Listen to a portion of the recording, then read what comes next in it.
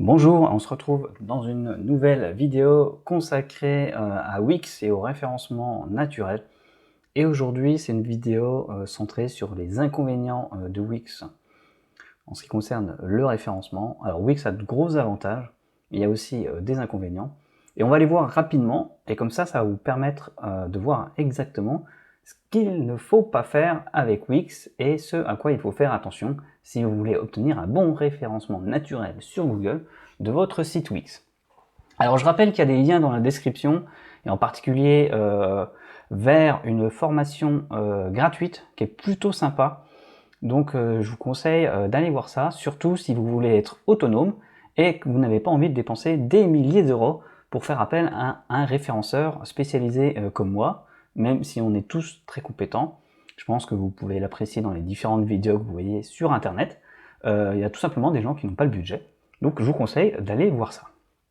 Alors, là on est dans l'éditeur Wix, et la première chose qui peut être un inconvénient dans Wix, c'est qu'ici on peut aller modifier les balises, ici les types d'entête, et ce que les gens ne savent pas, c'est qu'en fait, en tête 1, derrière, il y a un paramètre technique qui s'appelle une balise HTML, et cette balise c'est H1, et cette balise est très importante sur une page web.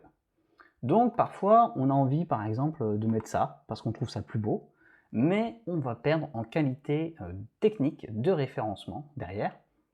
Donc ce qu'il faut faire, c'est toujours mettre une balise 1, et ensuite régler la taille.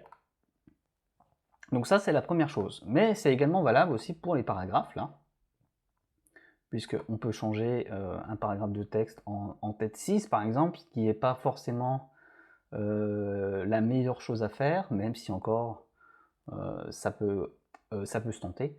En tout cas, le plus important, c'est de bien toujours mettre une balise H1 ici. Donc ça, c'est le premier inconvénient, c'est qu'on a vite fait de faire un peu n'importe quoi, parce que Wix nous offre des grandes options de personnalisation en ce qui concerne l'affichage des pages. Ensuite, il faut savoir que si vous créez un site e-commerce avec Wix, la partie e-commerce de Wix est encore un petit peu en retard en ce qui concerne le référencement. Heureusement, c'est en train de s'améliorer. Donc personnellement, j'ai réussi sur les sites e-commerce Wix sur lesquels je travaille à toujours contourner les problèmes techniques, mais c'est peut-être pas quelque chose qui sera facile à faire par un débutant. Et on a des options de balisage, une fois de plus, qui ne sont pas totalement complètes. Mais les équipes de Wix sont au courant, et peut-être que dans quelques mois ça sera corrigé, ou peut-être pas, donc je préfère signaler ça. Si vous voulez en savoir plus, vous pouvez laisser un commentaire aussi. Je ferai peut-être une vidéo sur le sujet, en particulier si vous avez des sites e-commerce Wix. Et là je vous conseille vraiment d'aller regarder dans les liens de la description la formation. Ensuite, la vitesse du site. Alors vous avez peut-être remarqué, les sites Wix sont un peu lents. Et là, en fait, c'est lié à plusieurs choses. La première chose, c'est qu'on a envie de mettre des transitions, des animations entre les pages, et ça, c'est à proscrire totalement. Ça rajoute des choses techniques sur la page qui vont finalement ralentir le site, même si ça vous paraît plus sympa à l'affichage. Ensuite, la deuxième chose à faire, c'est lorsque vous modifiez le texte, utilisez toujours la même police de caractères.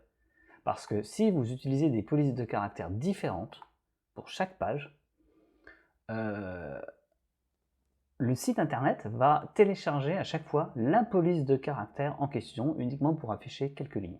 Donc moi je vous conseille, pour accélérer ça, de n'utiliser qu'une seule balise de caractères. Mais je pense que je ferai une vidéo complète sur l'optimisation de la vitesse d'un site Wix pour qu'on voit tout ça, parce qu'il y a aussi des paramètres concernant les images, évidemment.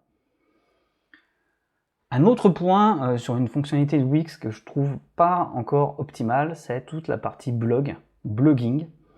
Donc c'est plutôt bien, ça permet d'ajouter beaucoup de pages sur un site internet, mais malheureusement, là encore, au niveau des options de référencement, il y a encore des petites choses qui peuvent être améliorées, mais également au niveau de l'ergonomie, voilà, je trouve pas ça super bien fait. Mais c'est plus un avis personnel, un inconvénient pour moi, peut-être qu'il y a des gens qui s'y retrouvent bien. En tout cas, si vous voulez créer un blog, un pur blog, c'est peut-être mieux de vous diriger vers WordPress avec un plugin SEO pur, voilà. Ça se discute, hein, mais voilà, il y a une vidéo sur la chaîne Wix ou WordPress pour le référencement, donc je parle un petit peu de ça. Je vous conseille d'aller la regarder d'ailleurs. Donc le blog, voilà, je trouve pas ça super bien fait sur Wix. Je suis obligé de parler des tarifs parce que Wix est un petit peu cher. Alors c'est un peu logique parce qu'il y a un gros logiciel derrière qui vous permet de modifier vous-même tout ce qui est site internet. Et donc vous êtes totalement autonome, vous n'avez pas besoin d'une agence web, d'un référenceur, etc.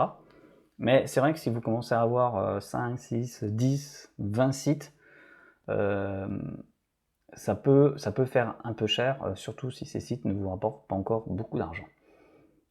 Voilà, et enfin, si vous devez changer de logiciel un jour, c'est un peu difficile avec Wix, donc là il faudra sans doute faire appel à une entreprise spécialisée dans le développement informatique. Moi j'ai déjà travaillé sur ce type de projet, c'est tout à fait faisable, mais il faut savoir que vous ne serez sans doute pas autonome sur le sujet, et en particulier lors d'une migration de Wix vers WordPress par exemple. Donc j'en ai terminé aujourd'hui pour les inconvénients. Je sais que dans un commentaire, on va me dire que le référencement est un inconvénient Wix, mais c'est totalement faux. Et si vous écrivez ça, c'est que je pense que vous n'avez pas travaillé correctement sur des sites Wix ces derniers mois. Peut-être que vous n'êtes pas encore un référenceur assez bon, mais ça, c'est pas grave, vous allez le devenir. En tout cas, moi, j'ai pas de problème de référencement avec Wix. Je vous dis au revoir, à bientôt, des bons référencements.